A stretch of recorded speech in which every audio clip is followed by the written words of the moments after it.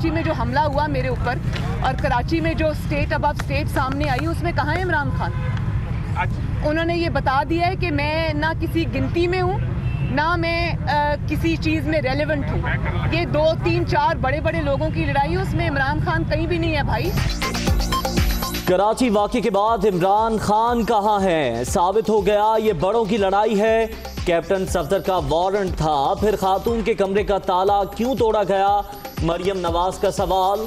जमहूरियत में हुकूमत और अदलिया को नोटिस लेना चाहिए, किसी और से अपील भी नहीं करनी चाहिए। नायब सदर मुस्लिम लीग नो। मैं आपको यकीन दिलाता हूं कि इंशाअल्लाह 15 जनवरी तक नवाज शरीफ पाकिस्तान में होंगे, किसी एक जेल में। उनको वापस लाने के लिए हम पूरी तरह से मुतहर्रिक हैं और इंशाअल्लाह हम उनको वापस लाएंगे कि वो आवाम का जवाब दें कि उन्होंने ये असासे कैसे बनाए और पैसे बाहर कैसे लेके गए। हम नहीं छोड़ेंगे, इमरान खान नहीं छोड़ेगा इनको। 15 जनवरी तक नवाज शरीफ पाकिस्तान की जेल में होंगे, शिबली फराज की पेशगोई।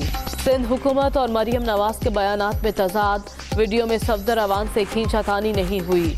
पाकिस्तानी सियासत का शाही खानदान खुद को कानून से बालातर समझता है। वफाकी वज़ीर इत्तलात। आर्मी चीफ की जानिब से कराची वाक़े पर इंक्वायरी का आगाज हो चुका। मुल्क में कानून और आइन तोड़ने का रिवाज बन गया। चेयरमैन सेनेट ने भी कमेटी बनाने का इंदिया दिया है। कानून और इंसाफ और आइन की बालादस्ती चाहते हैं कैप्टन रिटायर्ड सफदर। गुजरांवाला जलसा में पुलिस एहलकारों पर गाड़ी चढ़ाने का मुकदमा। सेशन कोर्ट ने खुरम दस्तगीर की उबूरी जमानत मंजूर कर ली। 26 अक्टूबर तक गिरफ्तार ना करने का हुक्म।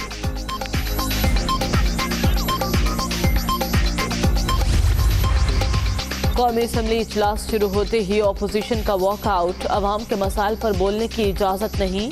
जिस तरह ऐवान को चलाया जा रहा है, ऐसे कार्रवाई का हिस्सा नहीं बन सकते। नवीद कमर का एहतजाज। इजलास मुलतवी।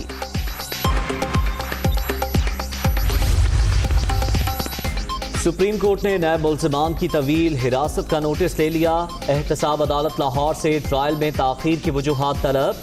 मुल्ज़िमान को गिरफ्तार करने के अलावा तरीके भी इस्तेमाल हो सकते हैं।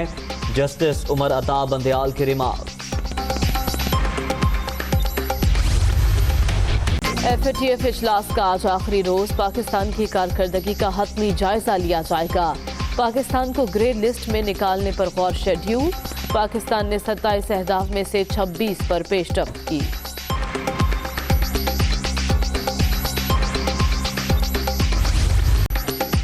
सिंध के जजीरों का इंतजाम विफाक के हवाले करने के खिलाफ दरखास्तों की समाअत। कोई शक नहीं, जज़ायर सिंध की अवाम की मिल्कियत है। ऑर्डिनेंस आखिरी फैसला नहीं, तरमीम भी हो सकती है। तनाज़ा हल होने तक तरक्याती काम शुरू नहीं होगा। अटॉर्नी जनरल की अदालत को यकीन दहानी।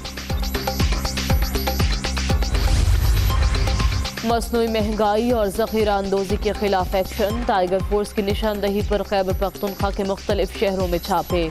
आटे और चीनी की ज़ख़ीरा अंदोज़ी पकड़ी गई। स्टॉक कब्जे में ले लिया गया। भारी जुर्माने।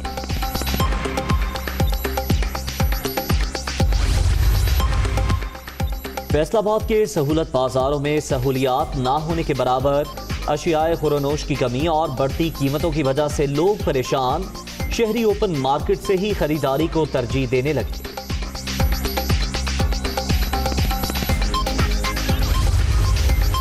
फैसलाबाद के मदीना टाउन में डकैती, मज़ाहमत पर फायरिंग। मारूफ कव्वाल शेरमियादाद और उनका बेटा गोली लगने से जख्मी।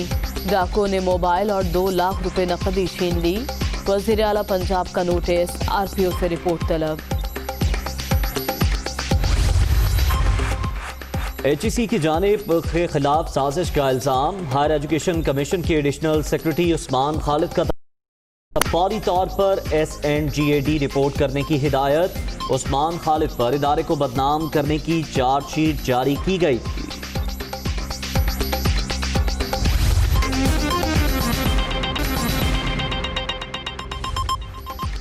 अस्सलामुअलैकुम। दुनिया न्यूज़ के साथ मैं हूँ ज़ैर मंद और मैं हूँ मरियम ज़ीशान। हेडलाइंस आपने जानी, खबरों की तफसीलात इस ब्रेक के बाद।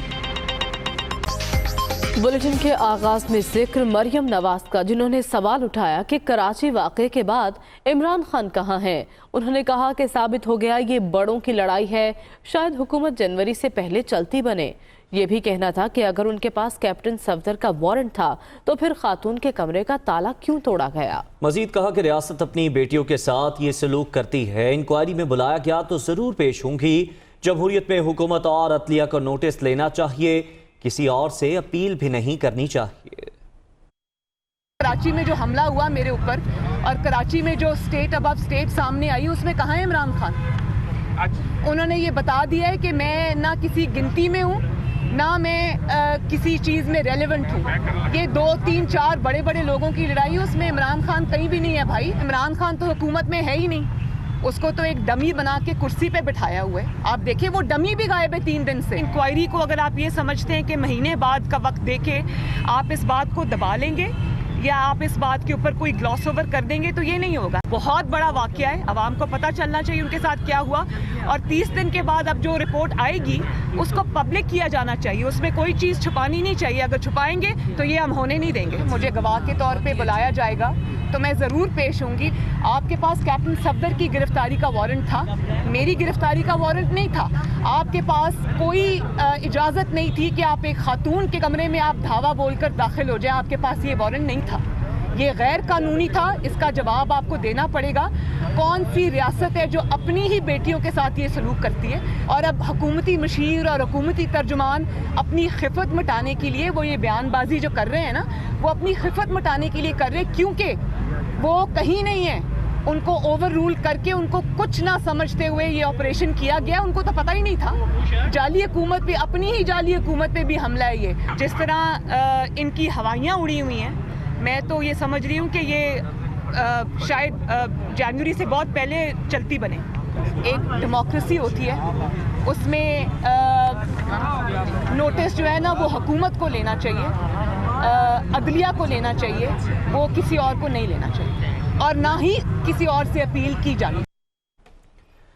मुस्लिम लीग नून के रहनुमा कैप्टन रिटायर्ड सफदर का कहना है कि मुल्क में कानून और आइन तोड़ने का रिवाज बन गया। आर्मी चीफ की जानिब से कराची वाक़े पर इंक्वायरी का आगाज हो चुका। उन्होंने कहा कि चेयरमैन सेनेट ने भी कमेटी बनाने का इंदिया दिया है। कानून और इंसाफ और आइन की बालादस्ती चाहते हैं। जिस मुल्क में आइन तोड़ने का रवाज बन जाए, ये रवाज है हमारे मुल्क में आइन तोड़ना, तो वहाँ दरवाजे तोड़ना और गेट फलांगना फिर मजाज बन जाता है। हम तो कानून और इंसाफ वाले और आइन की बालादस्ती वाले लोग हैं। एक inquiry chief of army staff से भी इनिशिएट हो गई है और चेयरमैन सेनेट ने कल कोई अंदिया दिया है कि कोई कमेटी बन रही है और पार्लियामेंट में भी एक कमेटी बनेगी। वो जाके फैसला करेंगे कि दरवाज़ा टूटा है या नहीं टूटा। मैं तो सेनेट को भी ये कहता हूँ कि आपने जो इंक्वायरी इनिशिएट की है, ये जमहूरियत और वोट को इज़्ज़त दो का पहला मरला आपने तय किया है। इमरान खान जो PTI के चेयरमैन है, हमारे वज़ीर आज़म नहीं है, इसलिए कि ये इलेक्शन चोरी हुआ था। दूसरी जानिब वफाकी वज़ीर इत्तलात शिबली फराज कहते हैं कि जब ये हुकूमत में थे इसी वोट के तकद्दुस को पामाल किया, अब कहते हैं वोट को इज्जत दो। शिबली फराज ने मज़ीद कहा कि इमरान खान की हुकूमत ने इन बनारसी ठगों से छुटकारा दिलाया। ये भी बता दिया कि 15 जनवरी तक नवाज शरीफ जेल में होंगे। सफदर आवान से कोई खींचातानी नहीं हुई। सियासत का शाही खानदान खुद को कानून से बाला समझता है। पूरी फुटेजेस दिखाई गई जिसमें कि हर जगह को दिखाया गया। किसी मीडिया हाउस ने ये नहीं दिखाया कि कहीं पे दरवाज़ा टूटा है, कहीं पे ज़बरदस्ती हुई है, कहीं पे खींचातानी हुई है। कैप्टन सफदर अवान साहब बड़े इत्मीनान, बड़े सुकून के साथ पुलिस की मैयत में अपनी गाड़ी तक गए। जो पाकिस्तान की सियासत का अपने आप को शाही ख़ानदान समझता है कि ये कानून से बालातर हैं। बात तो ये जमहूरियत की करते हैं, लेकिन जब ये हुकूमत में थे तो इन्होंने उसी वोट के तकद्दुस को पामाल किया। अब कहते हैं कि जी वोट को इज़्ज़त दो। इमरान खान की क़यादत में जो हुकूमत आई है उसने हमें छुटकारा दिलाया इन बनारसी ठगों से। 15 जनवरी तक नवाज शरीफ पाकिस्तान में होंगे, किसी एक जेल में। अभी आपको बताएं, कौमी असम्बली इजलास में अपोजिशन ऐवान से वॉकआउट कर गई। ऐवान लोगों की ठीक तरीके से नुमाइंदगी नहीं कर रहा, ये कहना था नवीद कमर का। पीपी रहनुमा की जानिब से कहा गया कि अवाम के मसाइल पर बोलने की इजाज़त नहीं दी जाती, जब तक हालात ठीक नहीं होते वॉकआउट करते हैं। कोरम पूरा न होने पर इजलास पीर की शाम 5 बजे तक मुलतवी कर दिया गया। आज कौमी असम्बली का इजलास हुआ, लेकिन अपोजिशन ऐवान से वॉकआउट कर गई। इस मौके पर पीपी रहनुमा नवीद कमर ने कहा कि ऐवान लोगों की ठीक तरीके से नुमाइंदगी नहीं कर रहा, आवाम के मसाइल पर बोलने की इजाज़त नहीं दी जाती, जब तक हालात ठीक नहीं होते वॉकआउट करते रहेंगे।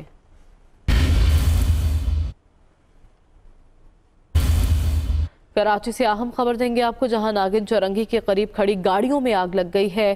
फायर ब्रिगेड ने आग पर काबू पा लिया। यह अहम खबर आप तक पहुंचा रहे हैं। कराची का इलाका नागिन चौरंगी बताया जा रहा है, जहां पर खड़ी गाड़ियों में आग लग गई। फायर ब्रिगेड मौके पर पहुंची और आग पर काबू पा लिया गया। मजीद तफसीलात जानेंगे बिलाल नसीर से। बिलाल, मालूम हो सका आग किस तरह लगी?